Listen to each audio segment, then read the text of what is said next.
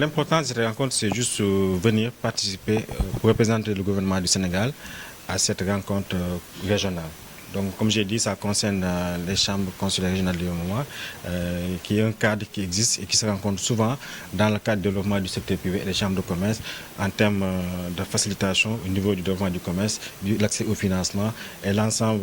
des dispositifs d'appui qui existent au niveau communautaire. Les défis sont les mêmes, c'est comment renforcer la compétitivité des entreprises, comment structurer les infrastructures parce que c'est des contraintes liées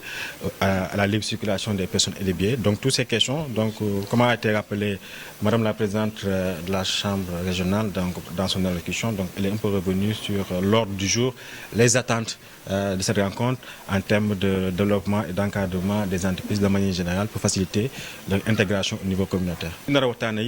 Après dina am ay recommandations conclusions yoo xam ne tey donc CCR dina ko porter au niveau du conseil des ministres de la sous-région donc boobaa ministre concerné yi ak chef d'État yi ñoom la jël décision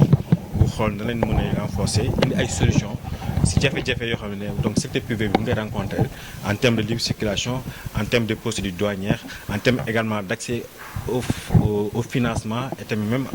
accès à la garantie donc sànq si waxtaan yi donc représentante président commission UEMOA si discours wax na ko donc daan fas yéene teg benn fonds boo xam ne fonds de garantie régional lu nar a tudd pour xool aussi na leen accompagner entreprises yi de bénéficier davantage par rapport au fonds de garantie. Elle a aussi parlé de l'intégration des PME au niveau des chaînes de valeur ak tamit développement aussi des chambres de commerce et du secteur privé dans le cadre de cette intégration donc kon mu ko waxee sànq attente bi état bi am tey si ndaje yu mel nii mooy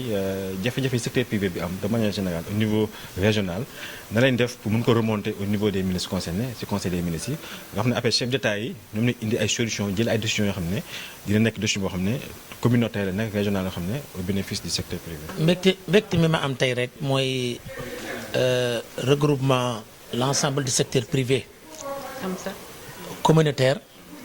mais ñëw tey tamit secteur privé sénégalais ñoom ñëpp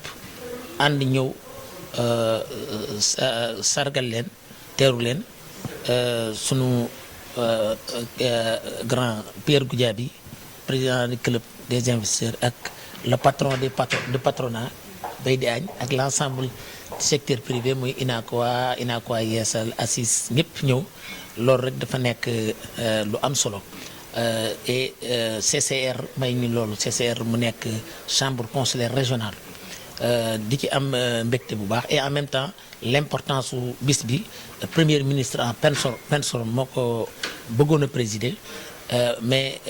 te ci temps bu gàtt lañ ko wax mais entre temps mu amoon yeneen occupation ba mënu ko présider moo yabal tey ministre secrétaire d'État notre ami et frère Moussa Thiam mu ñëw ci turu ministre bi ak ñëw ci turu ministre du commerce et en même temps li nga xam ne ni premier ministre réservé na ko la délégation communautaire mu ne dañ leen recevoir demain 16h léegi rek bi ñuy wax ne délégation bi dem 10 la ñoom ñëpp dañ ne ñun ñëppay dem ndax premier ministre et président Ousmane Sonko du pour Sénégal c'est pour le monde entier et donc ça vraiment mi ngi indil problème sax parce que xamaguñ ni leen di départager et tout le monde est motivé en tout cas merci beaucoup ñu ngi leen di remercier bu baax en tout cas li ñu fi wax lépp ñaari point rek yoo xam ne nii ñun ñëpp war nañ ci liggéey mooy la logistique il est actuellement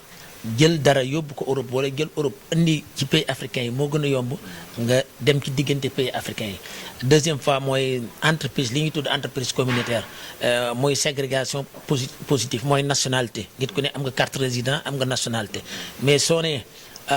ku dugg sama dëkk rek am nga nationalité kon daanaka fu dara am fa la ñëpp di ñëw Sénégal nag dañoo def entreprise communautaire def ko muy entreprise boo fi créé kon nit ki mën naa nekk ak xarañ yi nga xam ne nii am na léegi mën naa nekk ba Amérique créé fi entreprise ñëw concurrence keneen mais je pense loolu lépp autorité ñu ngi ci liggéey parce que loolu mooy seen programme de souveraineté